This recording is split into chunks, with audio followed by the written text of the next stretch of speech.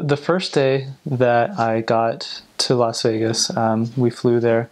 To be honest, I don't really remember much as far as mission presidents or APs go. But I remember we went straight into transfers, where you meet your new companion. I got my new companion, my trainer, and we just started. We just started proselyting right after that meeting. And we took our luggage back to our apartment, of course, but we just kind of set them down. And then once we set our luggage down in the apartment, we just scooted right out the door and started contacting people.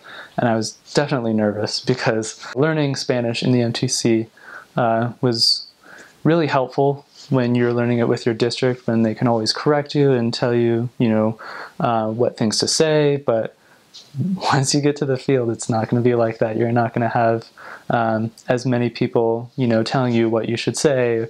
You'll have your trainer there, of course. They'll, tell you, how to do a street contact and how to, represent the church really well. But for the most part, you gotta learn it on your own and be able to take the initiative to do it. So the hardest part about being a missionary was just how much work it would be.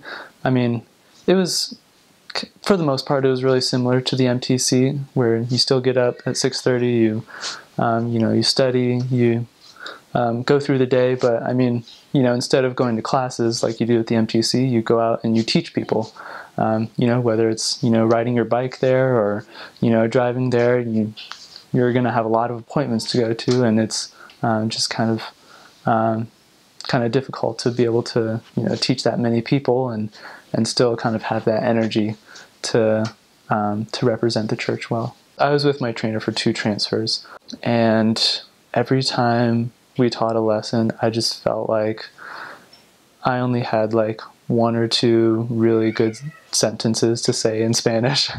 My trainer was kind of, teaching like, the bulk of the lesson, and then I chime in for, 1 or 2 sentences.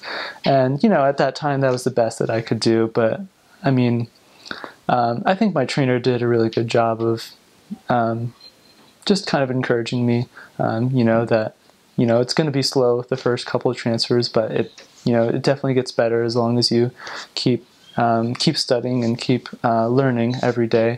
And I thought it was pretty neat how usually when you do street contacts, like if you say a certain word wrong, some people might correct you because they know that you're trying to learn the language. And so, I never got offended by that or anything. I would always try to use that as a learning experience.